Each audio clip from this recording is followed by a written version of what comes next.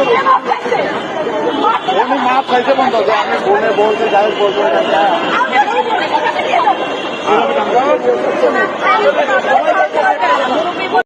95% এই বাংলাদেশে একজন মেয়ে মানুষ সে ওড়না ছাড়া অশ্লীল ভাবে যদি চলাফেরা করে, তারপরেও একজন দিনদার ব্যক্তি সে বলতে পারবে না যে মা তোমার বুকে ওড়না কেন দেও নাই, বরং বলতে হবে যে তোমাকে ওড়না ছাড়া খুব স্মার্ট দেখা যাচ্ছে, তোমাকে অনেক ভালো দেখা যাচ্ছে, তুমি অনেক ভালো।